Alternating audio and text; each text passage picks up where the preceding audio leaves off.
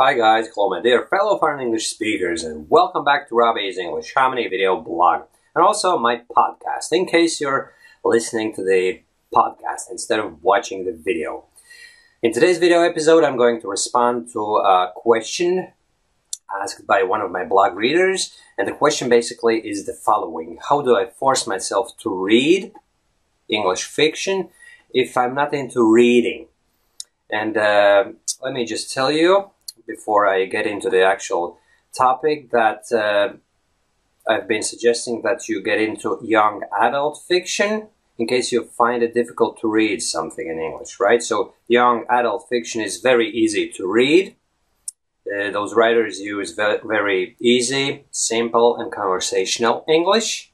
It's not like the academic English that you would probably encounter if you picked up some classic, right? Which I've never done before myself. Well, I have picked up some classics and then I read a few paragraphs and I just couldn't wrap my head around what's being said there, okay? And that's why I'm into young adult fiction. And before that, there was a period of my life when I was reading fantasy fiction. It lasted for about 3 years or something, and I read dozens upon dozens of books, and the language used in those type of books is pretty much the same. It's very easy to understand, very easy to read, very friendly, and very conversational. Okay, so that's the reason number one why I'm suggesting you guys to get into either fantasy or young adult fiction. Okay, and this particular person who asked me the question says that he finds young adult fiction difficult to read. Okay, and by the way, currently I'm reading a young adult book called Not a Drop to Drink. This is one of those dystopian novels where action takes a few years in the future, where some sort of a catastrophe has happened. In this case, was it a nuclear war or something? It doesn't actually say what exactly happened, but you can kind of guess that some major warfare had been going on, and part of the humanity has been wiped out, basically, and people are dreading for their lives. They're sticking to their own, living in close-knit communities or just living by themselves and protecting themselves, and that's the basic plot in this particular book, okay? And yeah, where was I? Oh yes, thing is, if you're not into young adult fiction, maybe the reason why you find it difficult to read is just because you're not a reader, okay? Maybe you're just the type of person who just doesn't read.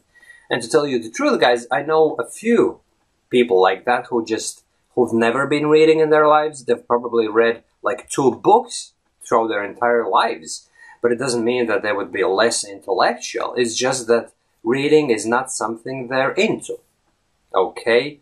And having said that, I have to admit that those people actually read something else, and they read loads. What they read is blogs, they read technical literature, okay?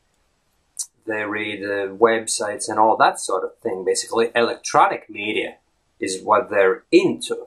So just because you don't read English fiction, just because you can't force yourself to pick up a book and start reading, doesn't necessarily mean that you are kind of destined to be in a situation where you can't read and you're gonna miss out on English reading. Not at all. Just like I told you, you can read blogs, websites. You can basically use the internet as source for your reading activities, news articles and whatnot. I'm pretty sure that there's some hobby that you have or some sort of an interest, something that you're into, okay? So go ahead, Google up the best 5 websites in your area of interest and start following them.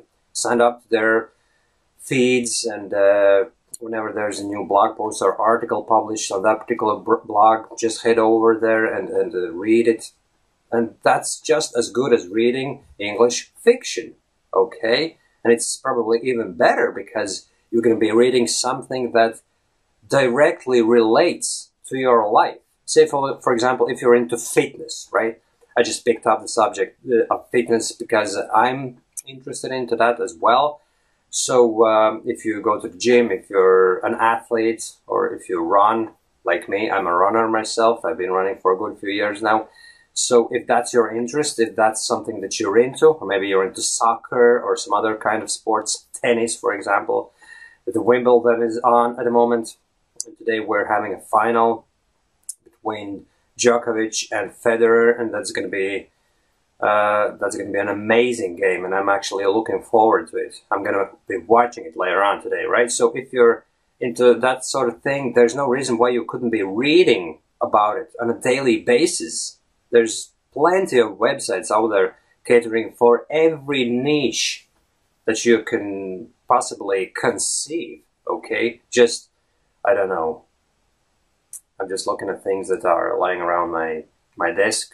Camcorder, the same I'm using to record my video right now. Maybe you're into video production or something. Maybe you're an amateur video person. Basically, you spend a lot of your time filming things, whatever, and then you put them together. You edit them just like I do in terms of my YouTube videos and all that. So if you're into that sort of thing, there's no reason why you couldn't be constantly following the latest industry developments and checking out blogs and websites where people are offering free tips and tricks about video production and all that sort of thing, you know? So whatever you're into, you can constantly stay on top of things by reading English websites, English blogs. And why I'm saying English, because this particular person was struggling with English reading. So all I'm saying is probably you're in the type of situation where you're kind of focused on, oh yeah, I have to be reading English fiction. But other than that, you might be still reading those other websites in your native language. So I'm saying is, forget about English fiction if you can't force yourself into it, okay? But make sure you do everything else in English. Stop reading your native language news. That's what I've done. Well, to tell you the truth, I do check my Latvian news website every day just to stay on top of things that happens in my country, right? In my homeland, so to speak. But other than that, I just read English news. What happens in Ireland, what happens in Great Britain, what happens in Europe, all that is read only in English by me, all right? So you should be doing the very same thing. And that would be the equivalent of reading English fiction if you do it on a daily basis. And another possibility is that probably in terms of that particular person who asked me the question, maybe young adult fiction is not your thing. Maybe you should try out biographies, for example, or crime, or something else. There's plenty of different genres you could get into. So just walk around the bookstore, pick up a random book and start read a few paragraphs or a few pages and see if that piques your interest, okay? And just like I told you, maybe reading is not your thing.